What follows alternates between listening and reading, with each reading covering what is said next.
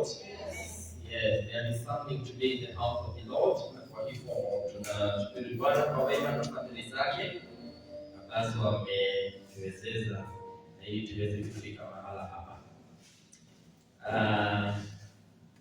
Nianze na kushukuru kwa mwaliko huu wa kuwa pamoja nanyi wa revival leo, kesho na kesho kutwa, na ninatumaini ya kwamba Mungu atanena nasi. Bwana asifiwe. Natumaini ya kwamba tumekuja tukiwa tumejitayarisha kusikia Bwana akinena, na kwa hakika atanena, kwa sababu maandiko yanatuambia kwamba huwa haandai meza bila wale ambao watakapolia, na sisi ndio ameteua so that we can be partakers of what he has in store. Bwana asifiwe. Bwana asifiwe. Bwana asifiwe. Amen. Kwa majina yangu naitwa Steven Sharago, evangelist Steven Sharago, na hudumu katika parokia ya Unity, that is in Umoja, Nairobi South Presbytery. Bwana asifiwe. Nimeokoka, Yesu ni Bwana ndani yangu, amenidumisha kwa wema wake, ninayo furaha yake kwa maana ameniita kwa wito wake. Ningetaka tusome maandiko yetu katika kitabu cha Yohana 4 mstari wa 11 hadi 26. John chapter 4 verses 11 to 26. Na nitasoma John chapter 4 11 to 26. The Bible says, the woman said to him, "Son, you have nothing to draw with, and the well is deep. Where then do you get that living water? Are you greater than our father Jacob, who gave us the well and drank from it himself, as well as his sons and his livestock?" Jesus answered and said to her, "Whoever drinks of this water will thirst again. But whoever drinks of the water that I shall give him will never thirst. But the water that I shall give will become in him a fountain of water, springing up into everlasting life."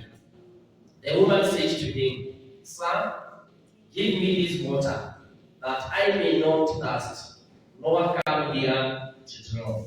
Jesus said to her, Go call your husband and come here." And the woman answered and said, "I have no husband." Jesus said to her, "You have well said, I have no husband. For you have had 5 husbands, and the one whom you now have is not your husband. In that you spoke truly." The woman said to him, "Sir, I perceive that you are a prophet. Our fathers worshipped on this mountain, and you Jews say that in Jerusalem is the place where one ought to worship." Jesus said to her, "Woman, believe me, the hour is coming when you will neither on this mountain nor in Jerusalem worship the Father. You worship what you do not know. We know what we worship, for salvation is of the Jews. But the hour is coming, and now is the hour, when the true worshippers will worship the Father in spirit and truth. For the Father is seeking such to worship him. God is a spirit, and those who worship him must worship in spirit and truth."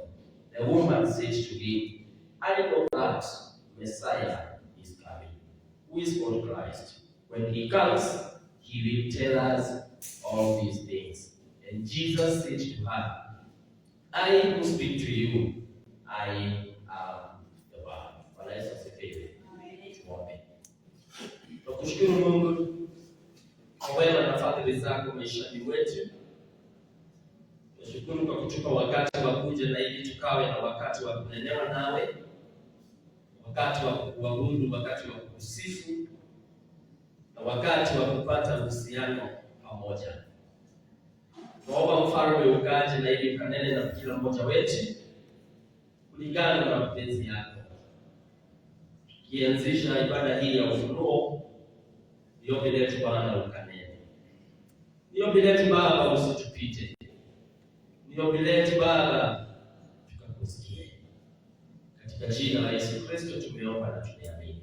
Amen. Can you give your neighbor high 15? High 15. Umwambie it is time to worship the Lord. High 15. High 15. High 15 ni hivi na hivi. High 15. Haya, tuone pamoja.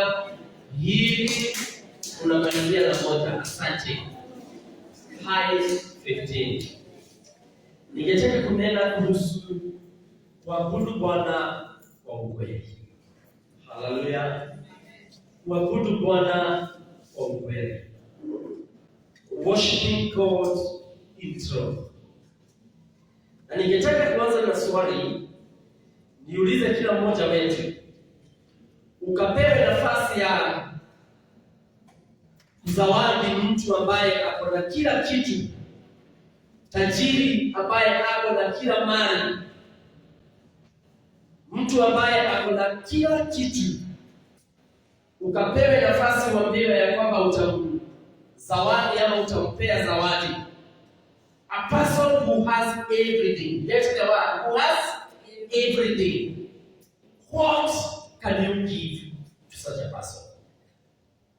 Hallelujah. Ukapatane tu na mtu ambaye kila kitu ako nacho, mali iko, nguo zote za kisasa zenye ziko fashion ndizo zipo kwake, magari yako na kila aina. Then you be told, ningetaka upe huyu mtu zawadi. What can you give to such a person? I'm very sure tunaweza jikuta tukitembea mahala kwingi tukitafuta zawadi, tukiingia kwa supermarket, tukiingia kwa malls, hata pengine tujaribu kutafuta nje ya nchi, tujaribu kuona ni nini hiyo ya dhamana ambayo tunaweza pea mtu ambaye ako na kila kitu na amekuwa mtu wa dhamana kwetu. Tunaweza jipata tumeenda mahala kwingi, wengine tumeenda nchi mengi, tukijaribu tu kutafuta hilo zawadi ambalo unaweza kumzawadi mtu ambaye ako na kila kitu. Haleluya. Bwana asifiwe. Lakini wacha nikwambie jioni ya leo, mtu ambaye ako na kila kitu ni ngumu kumzawadi. Na hauwezi ukapata chochote ambacho unaweza dhania ya kwamba ni kitu sana hii ya kupea huyu mtu, ni kitu cha maana, kwa sababu ukimpelekea nguo anakupeleka kwa wardrobe, anakutolea mashiko halal. And I thought this is the one which is fashionable. Ukidhani ni vitu vya nyumba unaenda unakuta halal, ni kazi zilipotiwa jana zikafika usiku, inaweza kuwa ngumu sana. Hallelujah. And this is how it is with us Christians. Wakati tunafikiria uhusiano wetu na Mungu Muumba, wakati tunajaribu kumpendeza, wakati tunajaribu kutoa dhabihu, wakati tunajaribu kumsifu, wakati tunajaribu kumwabudu, wakati tunataka kukaa kwa uhusiano naye, kufanya mambo ambayo ni ya dhamana kwake, mara mingi tunajikuta ya kwamba hatuna kitu ambacho tunaweza kusimama nayo mbele za Bwana tumwambia ya kwamba all I know is that God hauna hii. You don't have such a thing. Na kwa hivyo naonelea ni vizuri nije nikuzawadi na kitu hii, kwa sababu maandiko yanatuambia ya kwamba Mungu ambaye ni muumba wetu ndiye muumba wa kila kitu tuonayo na tusikiayo. Hallelujah. He is the creator of everything. Na kwa hivyo kwetu sisi hatuwezi kumpea yeye tunampea. Bwana asifiwe. Bwana Yesu asifiwe. Yeye ndiye kutupea, kwa utajiri wake anatupea. Na kwa hivyo baada yake kutuumba akaonelea ya kwamba because he is the owner of everything,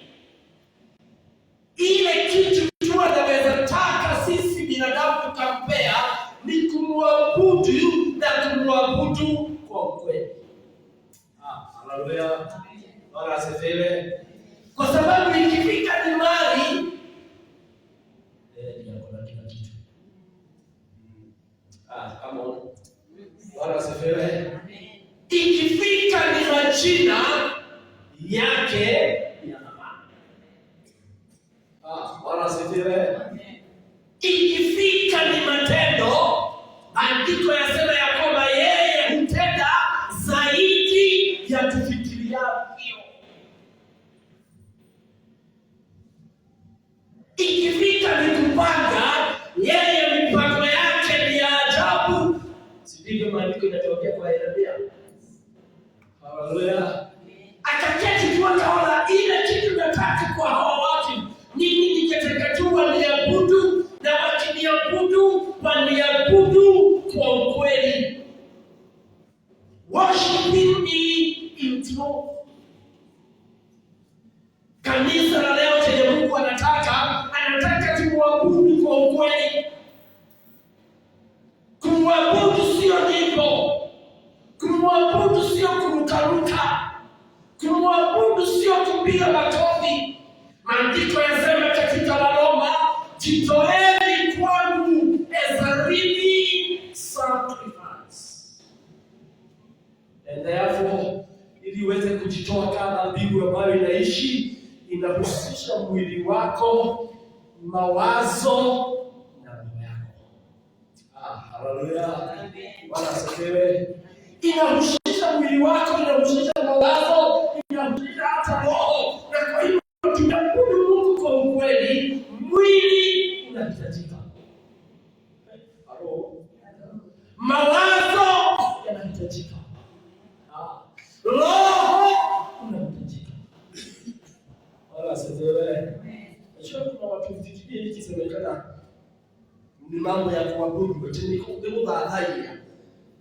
Wanafikiria tu ni ile tu ya kuja Sunday, tuinue mikono juu, tupewe kirosho hapa. No.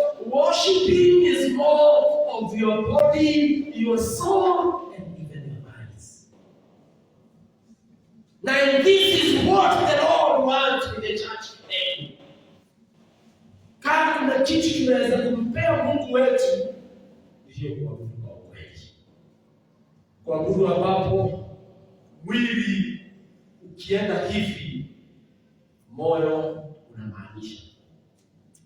Haleluya. Yesu asifiwe. Mwili ukiinua mikono juu, akili na moyo ziko ndani ya mwili wako. Bwana asifiwe sana. Worshiping God in this truth. And let me tell you, brethren, that our God does not need anything else. As long as we are living, Mungu hataki chochote kingine. Anataka kuabudu kwa ukweli. Kuabudu kwa ukweli. And this is what he desires from us. Iko hadithi ambayo husemwa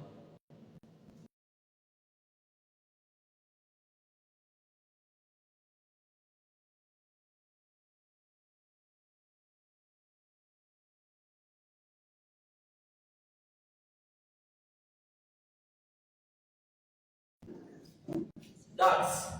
Kwa Kiswahili zinaitwa hivyo, unazielewa.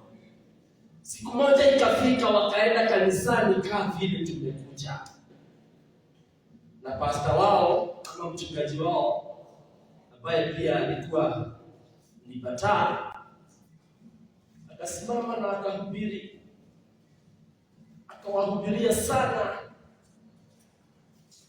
akawaambia ya kwamba sisi Kadans tumezoea kwenda sana kwa miguu yetu, lakini nimekuja kuwahubiria leo. Sasa ni huyo preacher wa daka na wahubiria akamwambia, nimekuja kuwahubiria leo niwaambie mabawa ambayo mko nayo, mkaamini inaweza kutufanya tupae na tuende mbali sana, na tuache hii mambo ya kutembeana kila wakati. akawanenea, akawahubiria, akawaambia na mabawa yenu ikawasaidia kuenenda. Wote wakasema amen. Wakaona sasa leo hawatapata tena. Now they will be flying. Nikumbuka walikumbuka. Kuzo wameambiwa ya kwamba mabawa walio nayo iko na nguvu ya kufanya wapae. Na wao wakifanya mambo kwa kupaa bila kutembea tena. Haleluya. Akahubiri akiwaambia kama someone repeated and say that we can fly. Wote wanasema we can. Anawaambia sisikii vizuri. Someone repeated after me, we can fly. Wanasema we can. Hallelujah. By the end of that sermon, every dark loved the service. Walipenda hiyo ibada. Wakamaliza ibada za the grace. Wakatembea wakisema we can fly. Wala sepewe. Wakifika kwa gate bado ni kutembea, wanatembea, wanaangalia na wanasema we can. But nobody tried to fly to activate the word. Hallelujah. Usiku ukaisha, kesho asubuhi wakakutana, wakaambiana mbona mwele vitumika? Mbona makibao we can fly ni? Wao kutembea mara tembea. Church, that is our situation today. Hallelujah. We have been coming in the presence of the Lord. Hata saa hii tumekuja tukisema ya kwamba tuko na revival ya kuabudu. And let me tell you, kuna wengine wetu hapa tu watatoka na msemo wa kusema tuko kwa revival ya kuabudu. Lakini hawaabudu. Hallelujah. Wengi wataishi na ushuhuda ya kusema ya kwamba hiyo revival tuliabudu. Lakini ukiwaambia waelezee how was the worship, hao tu wanajua ni kuinua mikono, tuliomba sana, sekretari ya evangelism aliombesha masaa mawili. Haleluya. Kwa sababu hawako katika kuabudu kwa ukweli. Let me tell you, watu ambao wanaabudu kwa ukweli hawasemaji tuliabudu, wanaulizananga Mungu amekubali kuabudu kwetu. Mwadhani yeteke ya Mungu hapo kwetu. Yes, the presence was there. There was the flow. Everything was running. So I see how was the service. Na mkimaliza hii video ya msiulizane how was the revival. Mungu awasaidie kuulizana. How was our worship? Hallelujah. By the time unafika Sunday, Mungu awasaidie kuevaluate, kujiulize, how have been our worship? Have we been worshiping God in spirit and truth? Ama tumekuwa tu kazi zile daka ambazo zinaambiwa we can fly, nao wanasema we can fly. Bwana Yesu asifiwe. Brethren, worship is defined as honoring and glorifying God. Tunapojaribu kudefine the word worship, it is defined as honoring and glorifying God. You cannot honor something that you don't respect.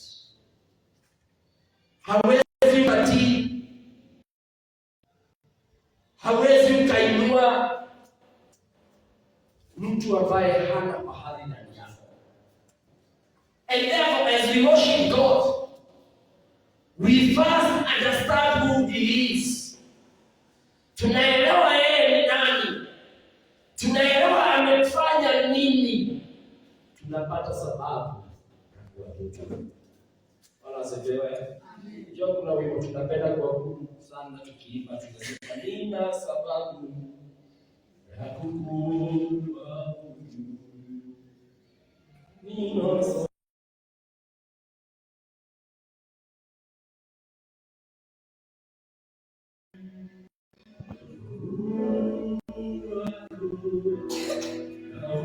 Uaminifu wako ni sababu ya kukuabudu. Tuseme sote, haleluya, ni sababu ya kukuabudu. Haleluya, ni sababu ya kukuabudu.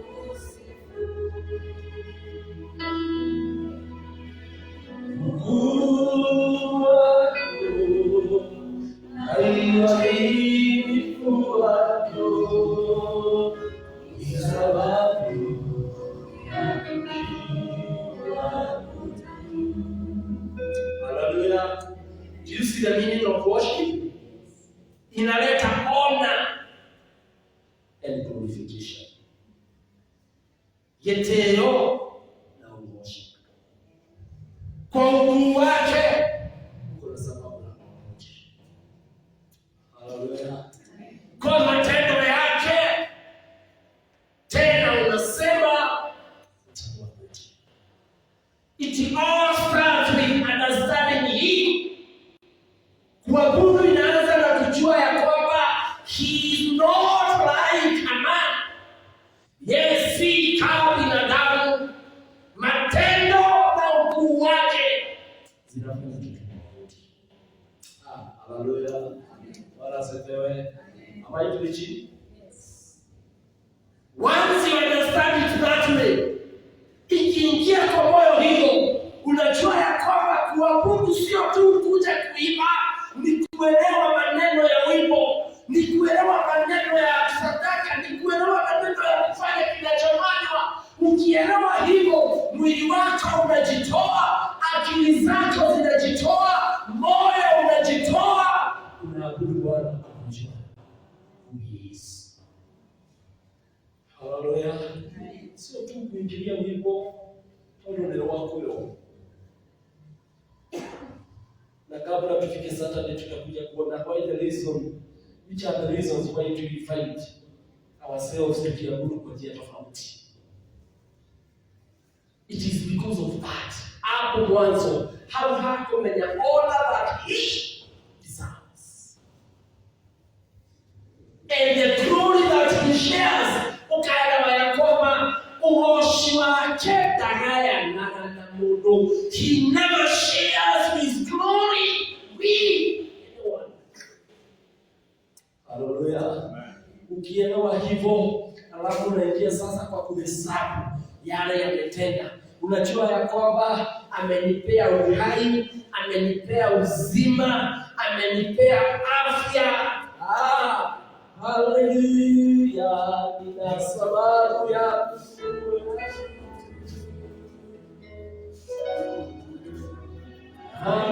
hallelujah, nina sababu ya kukusifu. Ukuu wako uaminifu wako ni sababu.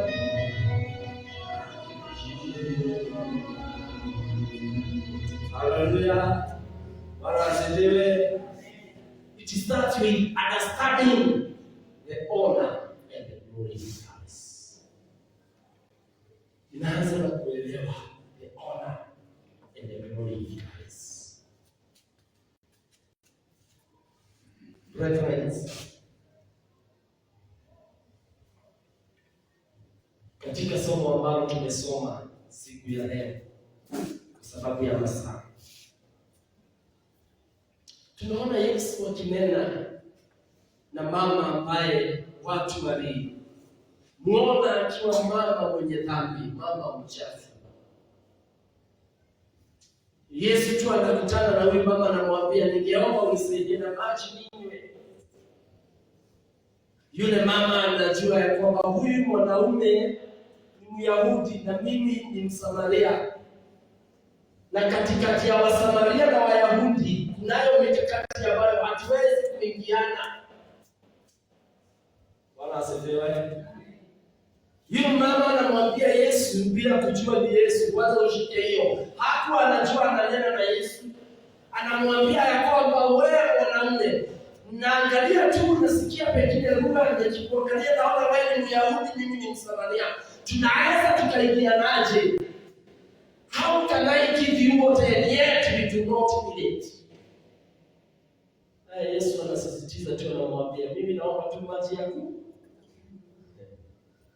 Mama anamwambia sasa kuna kitu ya michata. How will you draw water from this well? Tunaona Yesu akikamia ile kisima na keti hapo karibu. Yule mama anaona mwanamume ambaye hajielewi, mwanamume ambaye amepotea, mwanamume amefika mwisho. Anapata na uchungu sasa, anaanza kumsumia yule mzae. Anamwambia wewe, how can you sit on this well? Do you know, hii kisima ni mahala ambapo kwa tunamwabudia baba yetu Ibrahim. Wala asifiwe. How can you just come from nowhere na uanze kucheza hapa kwa kisima? Mahala hapa sisi tupo kuabudia. This is our praise. Labda ilikuwa njia kujaribu kumfukuza Yesu, lakini Yesu akaendelea na kumwambia mama, all I need ni maji ya kunywa. Wala asifiwe. Yule mama akaendelea na hadithi ambazo Yesu hakutaki. Akamwambia sasa, pengine itabidi kutoke tu, kwa sababu pengine masaa ya kuabudu imefika na Wasamaria labda wako njiani waje kuabudu. You just get out of this place. When we are Yahudi, you should not be here anymore. Get out of this place. Go your way.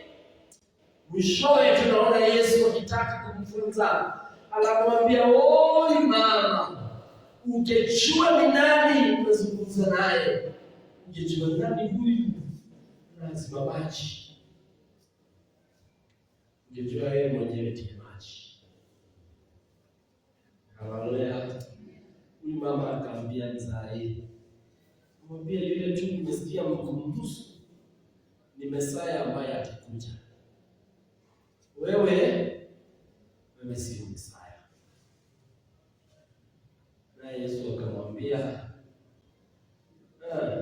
uko na uhakika? Nenda ukaite mume wako uje mnikute hapa. Akasema, mimi sina mzee. Yesu akamwambia, ndio, kwa wakati huu unao wazee wangapi? Mama akawa mzangao, akashindwa. Who is this? Moyo. Na sasa akatulia vizuri, akanyenyekea. Tumesema ya kwamba kuabudu inaanza na honor, that respect. Tena glorification. Wakati walikuwa wanaombana maji, hapakuwa na Yesu. Get this? Bwana asifiwe.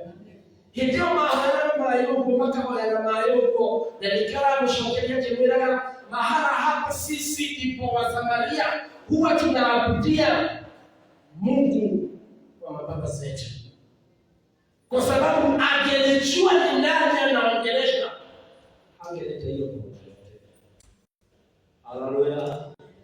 Lakini wakati alisikia sasa anga imebadilika, andiko inasema sasa akatulia, akanyenyekea, akamtii, akamuuliza, kwani wewe ndiye nani? Worship. Wabudu. We worship what we know. Akamuuliza, kwani wewe ndiye nani? Na Yesu akaendelea akamwambia, sikiza mama, wakati unafika. Haleluya. Ambao wenye wanaabudu Mungu wamwabudu kwa ukweli na kwa roho. Na akaendelea akamwambia, na wakati ni sasa, na Mungu yu hapa awatafuta wamwabudio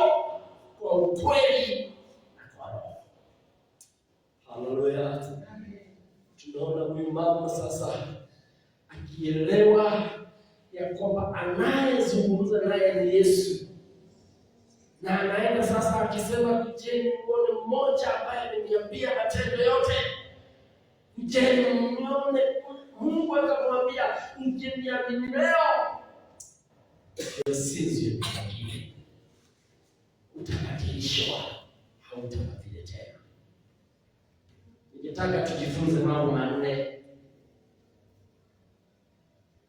kutoka kwa huyu mama. Wakati tunaabudu Mungu, wakati Mungu ametuita tumwabudu, jambo la kwanza tunastahili kufanya is rejecting the strongholds. Biblia kwa mwingine mwambie rejecting the strongholds. Bwana asifiwe. Kuachilia chochote tunasikia ya kwamba this is what we know, this is what we do, hivi ndivyo hufanywa huku, hivi ndivyo najua. As long as you become a true worshiper, you must reject your strongholds. Na ujiachilie kwa Roho Mtakatifu. Bwana asifiwe. Angalia huyu mama anakutana na Yesu ambaye kuna uwezo wa kumbadilisha. Yesu anajaribu kumnenea, lakini yeye tu ako pale. Kwa hii kisima ndipo huwa tunaabudu Mungu wa baba zetu. Strongholds. Bwana asifiwe. Yesu anamnenea na kumwambia, ungelijua ni nani naongea na yeye, ungeacha maji ambayo huyu mtu upeana, hakuna siku utawajitia. Lakini yeye tu anakuambia pale, kwa hii kisima ndipo huwa tunaabudia Mungu. Hallelujah.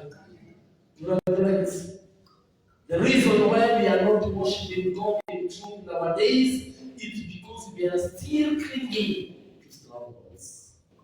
Kuna mambo tumekwamilia, kuna mambo tumeshika, kuna ile formula tunajua ni hiyo, isipokuwa si hiyo. Hallelujah. Wala asifiwe. The Lord is calling you out of that way. Mwana nyaramu itawehelele githimakeu ya kuweka roho. You know, we are intense whereby Christians ambao tuko na wao wanafikiria ya kwamba kuabudu ni wakati tu tumefika kanisani.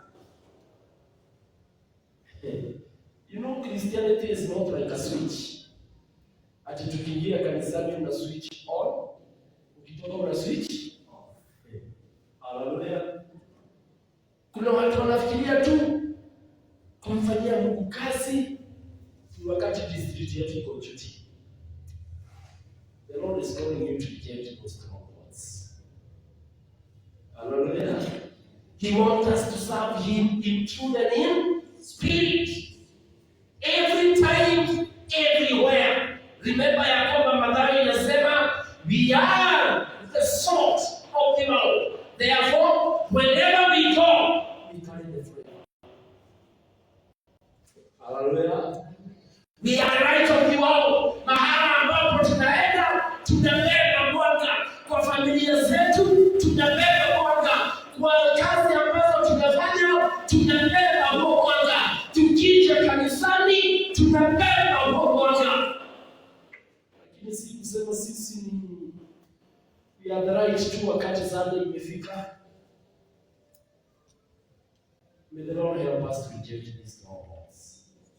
As long as we want to be the worshippers of these times, lazima tutoke outside of these ways na tubebe Kristo ndani yetu. Popote tuendapo, mwili, akili na roho zinamwabudu Bwana. Tukifanya kazi zetu za nyumbani, tunafanya kazi za kumwabudu Bwana. Matendo yetu yaabudu Bwana. Hallelujah. Bwana Yesu asifiwe. Tusiwe kama huyu mama ambaye anaambiwa na Yesu, ukilijua ni nani. Na yeye tu anazidi kuambia Yesu, acha hapa, tunajua Abrahamu, tunajua Isaac, tunajua nani na nani na nani, wewe ni nani?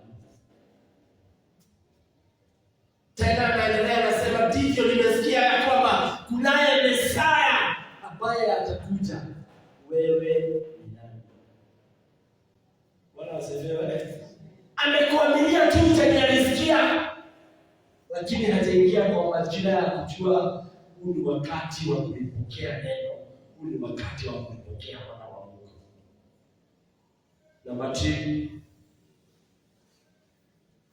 as long as we shall be worshippers of the truth, we must recognize our Savior. Can you please do your name? You have to recognize your Savior. You have to recognize your Savior. Wakati Yesu aliona huyu mama hamuelewi, huyu mama hana idea yeye ni nani, alimsaidia kumwelewa, alimsaidia kumtambua. Akamwambia, mimi yale maji kutoka ndani yangu yamezidi haya maji ya kisima. Haleluya. Yesu akamwambia, maji yatokayo ndani yangu yanazidi haya maji ya kisima. Ukiyanywa haya, kesho utarudi tena. Lakini ukinipokea mimi, ukikunywa maji yatokayo ndani yangu mimi Kristo, hautajipata tena ukiwa na kiu. Bwana asifiwe. You will never thirst again. Brethren, hata wakati kaa huu mambo imekuwa ngumu, hata wakati kaa huu majira imebadilika, the Lord is calling us to recognize Christ the Savior. Someone say amen. Amen. Hallelujah. We need to recognize the Savior. Hata kwa nchi yetu ambayo saa hii mambo imekuwa giza, there is a need of recognizing our Savior. Mambo ambayo anaweza tenda, hakuna binadamu na serikali inaweza kutenda. Hallelujah. Amen. As we move out, as we get in, we need to recognize that this far it has taken the hand of the Lord. True worshippers recognize the Savior every moment. Hallelujah. Na kesho tutaona the qualities za true worshippers. Na tutaona ya kwamba true worshippers wakitambua kazi ya Mungu na kazi ya Kristo ni watu ambao huwa wamechanga shukrani ndani yao. Mambo ikitendeka wanakimbiana kwa Mungu, wanamwambia asante. Bwana asifiwe. Mambo yasipotendeka wanakumbuka ya kwamba Mungu ni Mungu wa nyakati, anaweza kuwa na sasa, kesho na kesho kutwa, wanakimbia tena wanamwambia asante. Haijatendeka leo, lakini naamini hata kesho inaweza tendeka. Recognizing the Savior. Bwana asifiwe. And this is what this woman didn't get. Just imagine, unaambiwa ya kwamba maji ya kisima hiki ukiyanywa sasa, kesho utayahitaji, lakini kuna yengine ukayaoje tu kidogo, hata si kuoja. Ukimasa maji utawa more than one thing. Mtumio yule mletie mkono. If I was the one, I could have rushed and said, hey, right away. Am I not sure that you will never come there? Bwana asifiwe. Lakini tunaona yeye ndio pale kwa strongholds. Anamwangalia tu anamwambia, wewe Myahudi, sisi hapa tumekuwa tukimwombea Mungu, tukiabudu Mungu wa Abrahamu, Isaka, Yakobo, hao wote. Yesu akamwambia, leave alone that. Ashia watikirete dunia hii kweli. Hallelujah. Ndio maana akamwambia mstari wa 26 ndio tumemalizia kusoma, ili amsaidie ku recognize the Savior. Yule mama akamwambia, je, najua pia kwamba kuna Mesaya atakayekuja. Nafikiria kuna Mesaya atakayekuja, na tena ataitwa Kristo.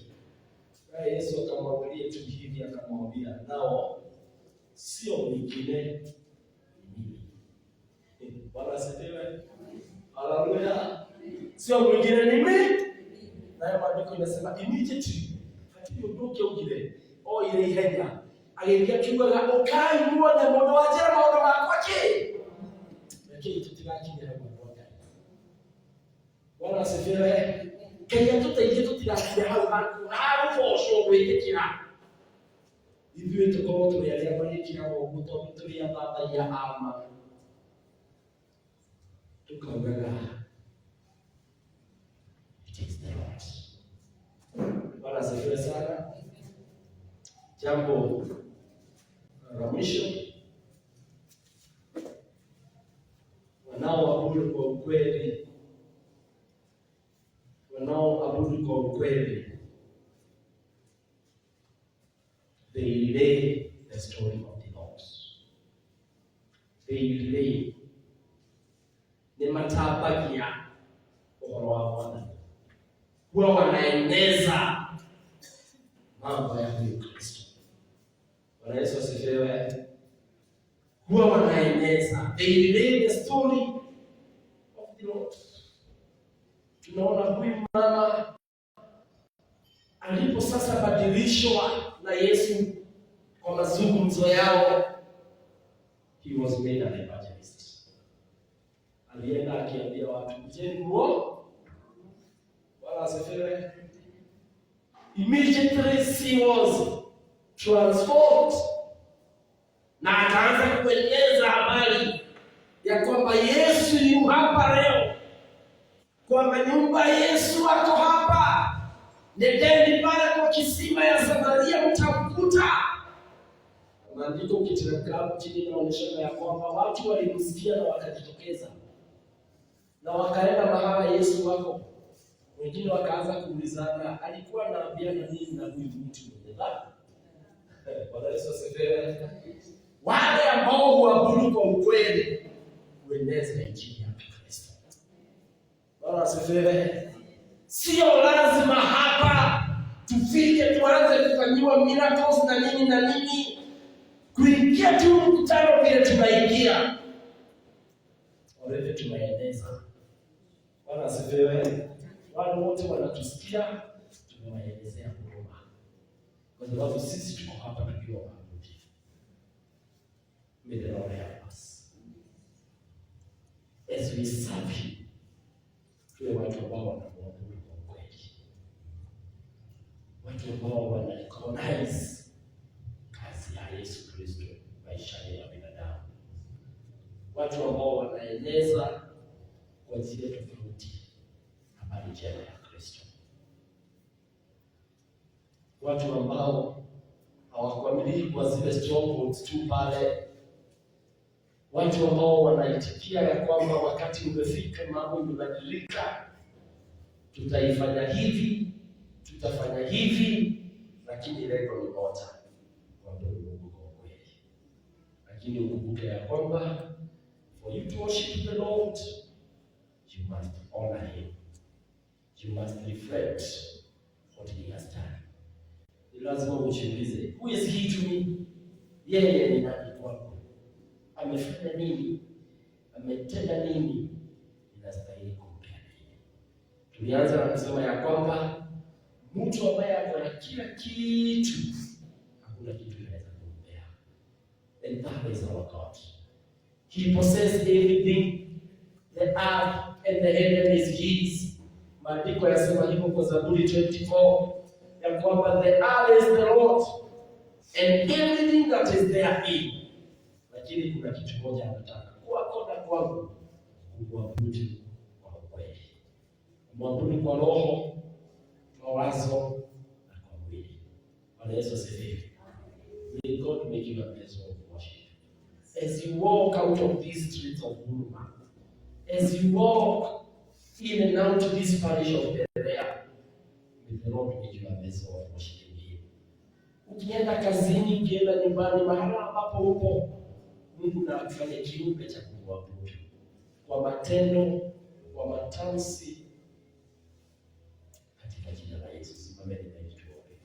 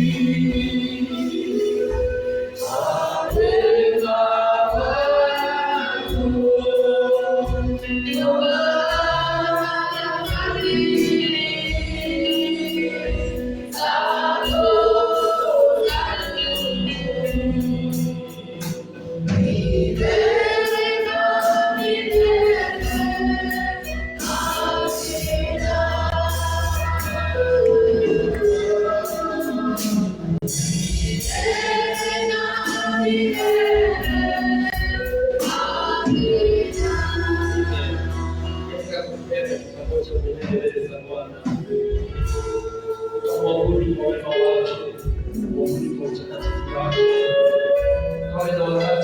tukiachilia kwa kila kuomba kwa kufanya kwa wewe. Tusaidie kuachilia yote ambayo umebeba, yote ambayo umeshika.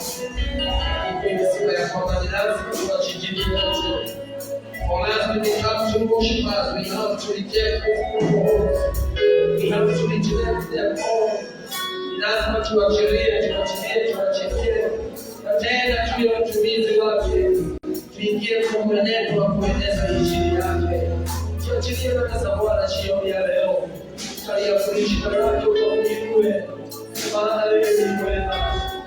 Shukuru Bwana kwa neno lake. Shukuru Bwana kwa neno lako. Shukuru Bwana kwa neno lako. Aliyaomba Yesu. Tunataka kusikia wewe yako.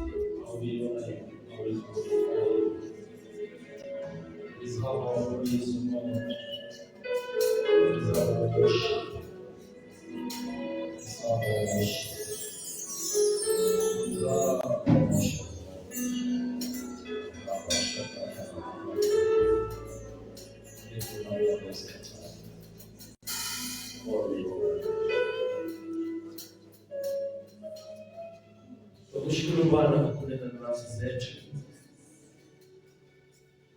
Tushukuru kwa mafundisho yako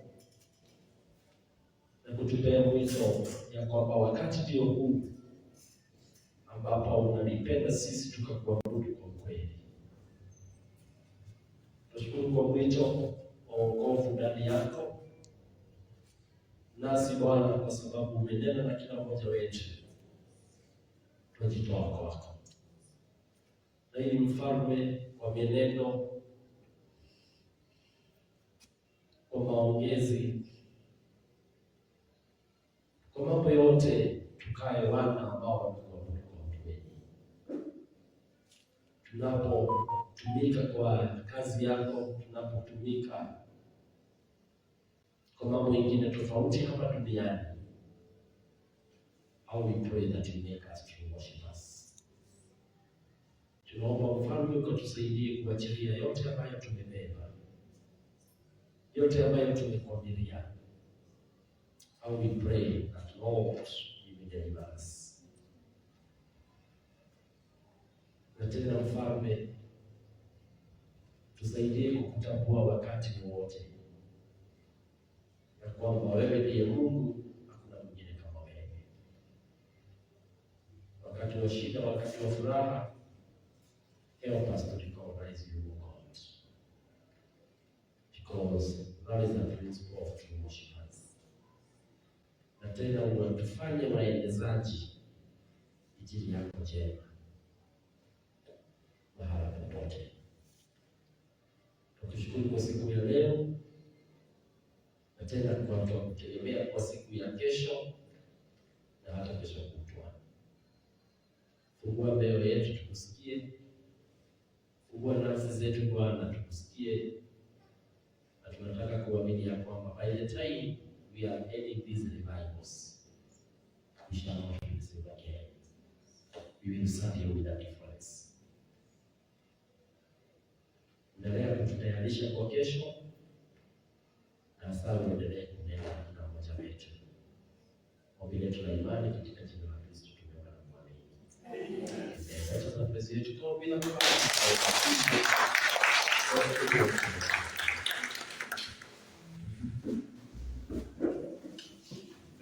Let's put our hands together as we welcome, as we celebrate the sermon of tonight. Amen. Can we put our hands together and clap?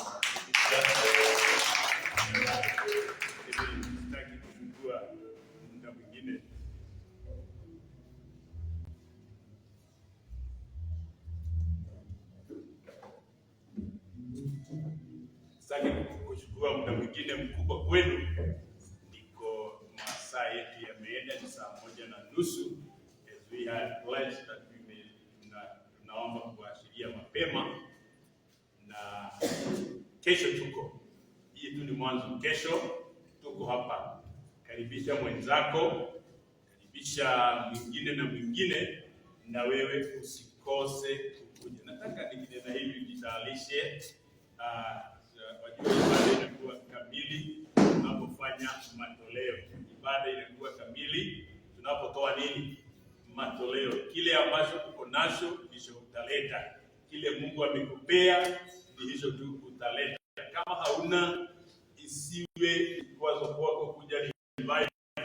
Tayari imegharimikiwa, imesimamiwa. Kwa hivyo wewe tu ni kuendelea na kumwabudu Bwana kwa yale ambayo amekupea. Amen. Amen. So we are not requesting for any arms support. No. This is just an offering to continue worshiping God in our offering. Amen. Bwana sifiwe. Na kwa hivyo utajiletea tu hapa. Utajiletea sadaka yako, your offering hapa, na tutaweza kumaliza ibada pamoja. Kama hauna pia, kesho ni siku, na kama iko kwa simu, we have provided various ways to worship God. So there is no excuse like that woman. Na ninaamini jambo moja, hautakuwa kama hizo pata. Najua hiyo kitu imeniingia mahali. Usiwe kama nini hiyo pata. You can fly, yes we can fly, lakini zikaanza kutembea tena mbinguni. Tulisema we can fly. May this revival, as we have started on such a high note, iendelee kuwa ya baraka maishani mwangu na maishani mwako, na zote itakuwa ni ya kubarikiwa. Thank God for our elders. Our if you are still there, thank God. Amen. And we have Elder Silas together with us. And despite the elders that we have, tuko na deacons pia wengi tu hapa wengi. So they are still leaders who do the work together with our elders. I'm seeing this as you bring your offering. Amen. Leta tu sadaka yako inapoendelea. Na tukimalizia hii revival next week, kuna ingine ya pale kule sehemu za Neema. Tuko nazo zingine, tuko na ingine kule Neema Worship Center. Hiyo nayo ni ya pale, imeandaliwa na kikundi cha Uinjilisti ya pale. Kwa hivyo tukimalizia, tunaelekea chini next week kuanzia siku ya Wednesday, Thursday, Friday. Na hiyo Saturday tutakuwa na this Saturday tuko na door to door, na pia kuna ya Presbyterian Intercessory itakuwa kule sehemu za kule Thombe. Tumemalizia kuleta sadaka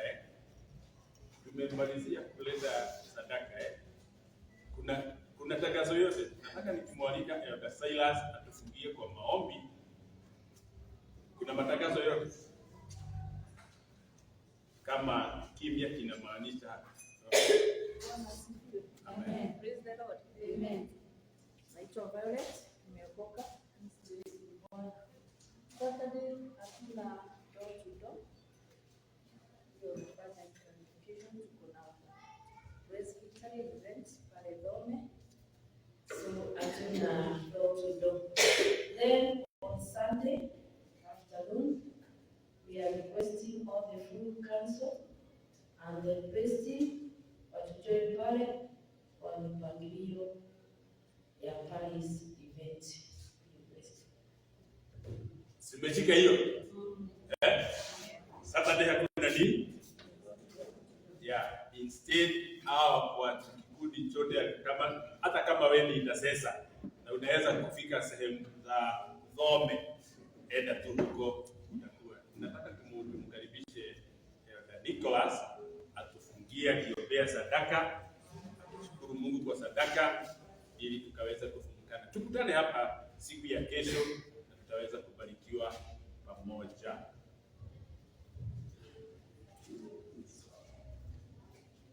Yes.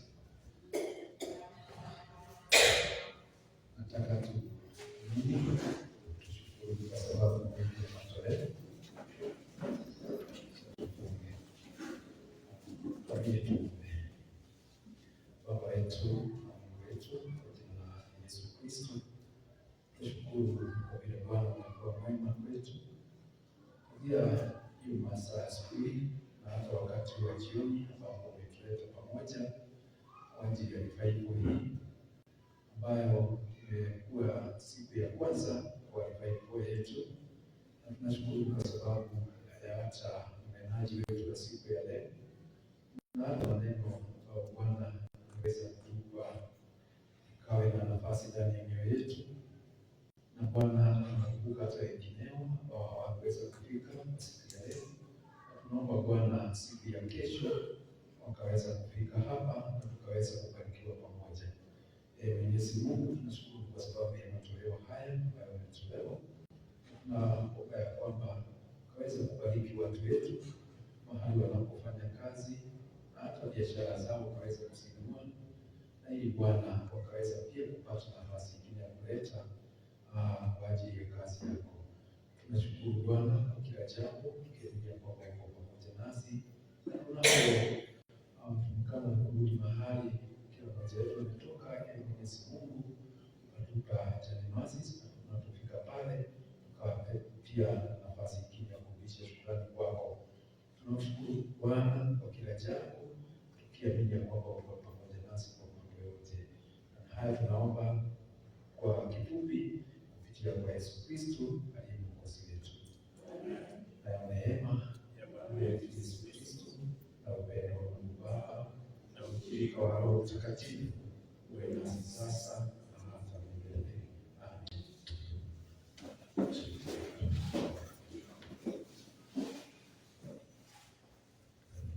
Tumemaliza ushirika revival the first day. Kesho